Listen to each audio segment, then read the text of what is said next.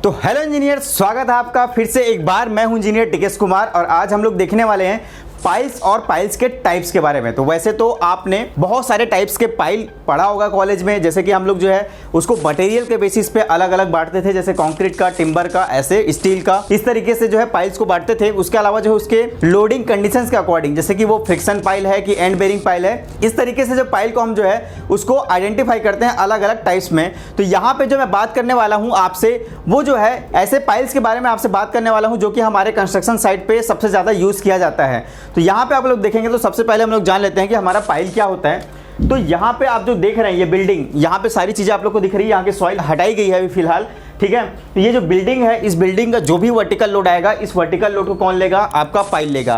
Pile कहाँ transfer करेगा? आपके सॉइल में ट्रांसफर करेगा, चाहे वो फ्रिक्शन के थ्रू हो सके या एंड बेरिंग के थ्रू हो सके। ये जो है वर्टिकल लोड को ट्रांसफर करेगा और आपके जो बिल्डिंग है, बिल्डिंग के स्टेबिलिटी को बना के रखेगा, उसके सेटलमेंट होने से उसको बचाएगा। चलिए हम लोग जानते हैं कि पाइल को हम लोग यूज क्यों करते हैं। तो ये जो पाइल जो होता है, जो यहाँ पे आप देख पा रहे हैं, जैसे कि मान के चलता हूँ कि ये मेरा कोई बिल्डिंग का स्ट्रक्चर है और बिल्डिंग के स्ट्रक्चर में यहाँ पे आप सॉइल का प्रोफाइल देख पा रहे हैं। ये low density soil, medium density और हायर डेंसिटी है। और आपके लोड के अकॉर्डिंग जो है, मान के चलो कि आपका जो लोड है वो काफ़ी ज़्यादा लोड है और आप जो इसको लोअर डेंसिटी वाले सॉइल में रेस्ट नहीं करा सकते, इसको आप मीडियम डेंसिटी में रेस्ट नहीं करा सकते, तो इसको कहाँ करना पड़ेगा? हाई डेंसिटी में लेके जाना पड़ेगा। तो उसके लिए जो है आपको पाइल फाउंडेशन यूज़ करना पड़ेगा। तो ये जो पाइल जो होता है आपके बिल्डिंग को सेटलमेंट से बचाता है, स्टेबिलिटी प्रोवाइड करता है और उसके अलावा आपके बिल्डिंग के लॉन्ग लाइफ के लिए भी ये जो है जिम्मेदार होता है। और ये जो है आपका किसी भी टाइप्स का अगर चैलेंजिंग सॉइल है, जैसे आप देख पा रहे हैं यहाँ पे, कि अगर आपका ऊपर का सॉइल का लेयर जो है बहुत ज़्यादा पोर सॉइल है, जो कि बिल्डिंग के लोड लेने के लिए कैपेबल नहीं है,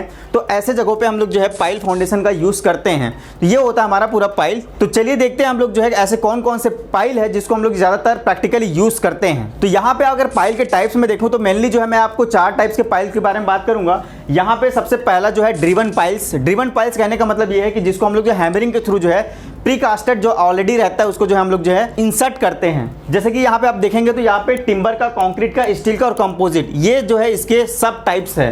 वैसे आपका होता है बोर और ड्रिल्ड पाइल्स। बोर और ड्रिल पाइल्स में क्या होता है, पहले हम वहाँ पे ड्रिलिंग करते हैं और ड्रिलिंग करने के बाद जो इसमें जो है हम लोग जो है पाइल को इंसर्ट करते हैं। तो उसमें जो है आपका आउगर कास्ट पाइल भी आता है, उसमें जो है आपका ड्रिल डिस्प्लेसमेंट पाइल भी आता है, उसमें आपका CFA मतलब होता है आपका कंटिन्यूअस फ्लाइट आउगर। तो ये टाइप जो है बोर्ड पाइल के हैं या फिर ड्रिल पाइप के हैं। उसके अलावा जो है आपका स्क्रू पाइल्स भी होता है जिसको ज़्यादातर यूज़ किया जाता है, और जो है माइक्रो पाइल्स होता है, इसको यूज़ करते हैं। पूरा पाइल के टाइप्स को अब जो है डिटेल में हम लोग देखते हैं। तो सबसे पहला टाइप्स हम लोग देखने वाले हैं वो है ड्रिवन पाइल।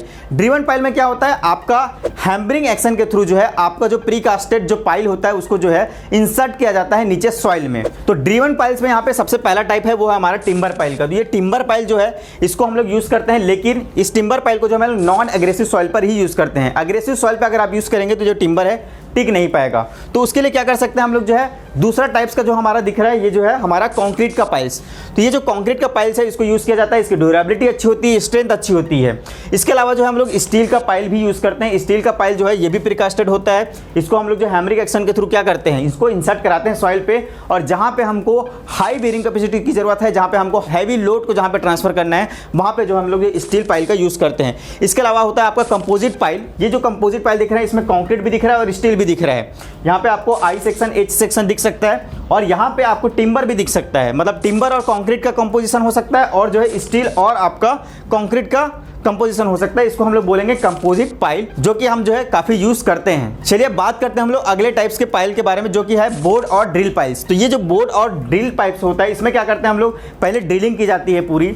ड्रिलिंग करने के बाद जो इसमें जो केजिंग डाल के फिर कंक्रीटिंग की जाती है। तो इसके भी कई सारे टाइप्स हैं। तो सबसे पहला जो है वो है ऑगर कास्ट पाइल। तो ये जो ऑगर पाइल जो होता है काफ़ी डेप्थ के लिए हम लोग इसको यूज़ करते हैं। तो यहाँ पे अगर आप देखेंगे तो ये जो आपका ऑगर मशीन है इसके थ्रू जो है आपका सॉइल में ड्रिलिंग की जाती है, और पूरा ड्रिलिंग करने के बाद जो है उसमें बेंटोनाइट के थ्रू जो इसको सॉइल की स्टेबिलिटी की जाती है।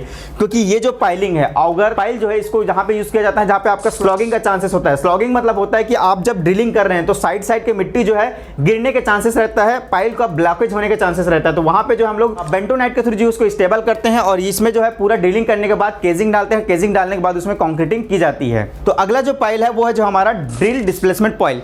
जैसे कि हम लोग जो है ऑगर वाले पाइल में क्या कर रहे थे, पहले ड्रिलिंग करके मिट्टी को बाहर निकालते थे, लेकिन इसमें क्या होगा, हम लोग जो है ड्रिलिंग करेंगे लेकिन मिट्टी बाहर नहीं निकालेंगे। इसमें क्या होता है, आपका जो पाइल का जो हम लोग ड्रिलिंग कर रहे हैं उसके साइड पे ही मिट्टी को हम लोग चिपका देते हैं। मतलब इसका जो ये जो ऑगर जो होता है वो कुछ इस तरीके से बना होता है कि वो मिट्टी को खोदता है, ड्रिल करता है, और लेकिन जो पूरी मिट्टी है उसको जो है साइड में उसको क्या कर देता है, स्टेबल कर देता है, जिससे कि हम लोग जो ड्रिलिंग कर रहे हैं वो जो भी स्टेबल रहता है। बाद में फिर हम लोग उसमें केसिंग डाल के कंक्रीटिंग कर देते हैं। इसी में हम लोग जो है तीसरे प्रकार का जो पाइल यूज करते हैं वो है हमारा कंटिन्यूअस फ्लाइट ऑगर। ये कंटिन्यूअस फ्लाइट ऑगर क्या होता है कि जितना हमको डेप्थ पाइल में जाना है, जैसे 10 मीटर या 20 मीटर हमको जाना है, तो उसको हम लोग ड्रिल पहले ही कर देते हैं, और ड्रिल करने के बाद जो है उसमें कंटिन्यूअसली जो है जैसे हम लोग ड्रिलिंग को विथड्रॉ करते हैं, उसको बाहर निकालते हैं, तो यहाँ पे कंक्रीटिंग जो है होते हुए आता है। मतलब आप जैसे ड्रिलिंग किए, ड्रिलिंग करने के बाद जो है कंक्रीट भी वहाँ से नीचे जाता है पाइप के थ्रू। तो यहाँ पे देख पा रहे हैं आप, इसमें हमने ड्रिलिंग किया, ड्रिलिंग करने के बाद यहाँ पे कंक्रीट वाली पंप मशीन आई,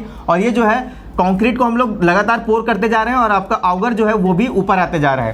कंक्रीट पूरा पोर हो जाने के बाद जो उसमें हम लोग केजिंग डालते हैं स्टील का, और उसके बाद जो है ये पाइल बनके तैयार होता है। चलिए नेक्स्ट पाइल के बारे में बात करते हैं, जो कि हमारा स्क्रू पाइल्स। ये जो स्क्रू पाइल होता है, पहले आप देखिए कैसे होता है। ये जो स्क्रू पाइल है कुछ इस तरीके से दिखता है। इसको हम लोग कुछ इस वाले इलाके में यूज करते हैं। ये जैसे आप बाल्दिश में देखते हैं जो आपका बोर्ड वॉक बना होता है, वैसे जगहों पे इसको यूज किया जाता है जहां पे टेम्परेरी या परमानेंट स्ट्रक्चर हो सकते हैं। तो ऐसे जगहों में यूज किया जाता है जहां पे आपका अपवर्ड प्रेशर आने का चांसेस है। तो वो जो है अपवर्ड प्रेशर को जो आप स्क्रू देख रहे हैं, ये जो है आपका उसको रोक के रखता है। इसकी एडवांटेज की अगर बात करूं तो ये जो है रैपिड इंस्टॉलेशन होता है, सॉइल पे डिस्टर्बेंस जो है वो बहुत ही कम करता है। उसके अलावा स्क्रू पाइल को आप जो है परमानेंट और टेम्परेरी स्ट्रक्चर दोनों में यूज कर सकते हैं। चलिए जानते हैं अगला पाइल के बारे में। अगला पाइल जो है वो है हमारा माइक्रो पाइल। माइक्रो पाइल नाम से ही आपको समझ में आता है जो छोटे छोटे पाइल्स होते हैं। अब ये पाइल ऐसे जगह पे यूज किया जाता है जहां पे एरिया शॉर्टेज होता है।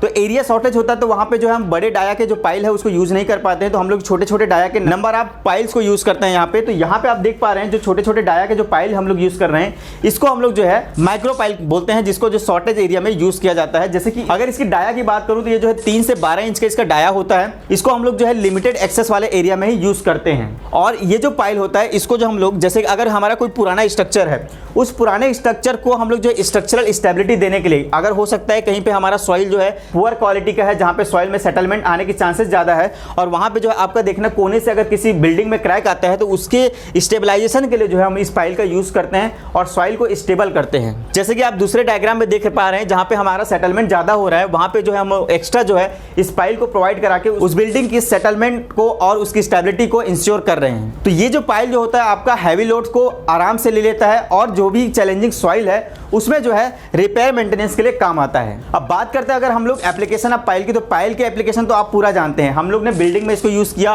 ब्रिज में इसको यूज किया, उसके अलावा जो है आप रिटेनिंग वॉल में भी इसको यूज करते हैं। उसके अलावा ट्रांसमिशन टावर जो होता है उसमें भी हम इसको यूज करते हैं। ऑयल और गैस प्लेटफॉर्म में भी हम उसको यूज करते हैं। साउंड बैरियर्स में भी इसका हम लोग यूज करते हैं, और टेम्परेरी स्ट्रक्चर फाउंडेशन रिपेयर के लिए भी हम इसको यूज करते हैं। तो पाइल के बहुत सारे यूज हो सकते हैं। ये मैंने कुछ लिमिटेड जो एप्लीकेशन है उसके बारे में मैं आपको बताया हूं। तो इसके एप्लीकेशन कैसे हो सकता है, इससे कौन कौन से ऐसे फैक्टर्स हो सकते हैं जिसके वजह से जो हम लोग पाइल फाउंडेशन को प्रीफर करेंगे। तो यहाँ पे कुछ फैक्टर्स मैंने लिखे हुए हैं। तो आप जो है इसको पहले तो सॉइल की कंडीशन को समझेंगे कि कैसे सॉइल का कंडीशन है। वहाँ पे जो टेक्निकल इन्वेस्टिगेशन एजेंसी जो होती है वहाँ पे सॉइल का इन्वेस्टिगेट करती है और पता लगाती है कि कौन से टाइप्स का वहाँ पे फाउंडेशन हम लोग को यूज करना है। उसके अलावा यहाँ पे लोड की रिक्वायरमेंट देखी जाती है कि लोड कितनी आ रही है, उसके अकॉर्डिंग जो टाइप्स ऑफ पाइल फाउंडेशन जो है वो प्रीफर किया जाता है। इसके अलावा जो है एक्सेसिबिलिटी कैसी है उस जगह की, और दूसरी बात कि वहाँ का एनवायरमेंटल कंडीशन कैसा है। मतलब कई सारे टाइप्स के आपका एक्सपोजर कंडीशन होता है, और उसके अकॉर्डिंग जो है वहाँ का जो सॉइल है वो कैसे बिहेव करेगा,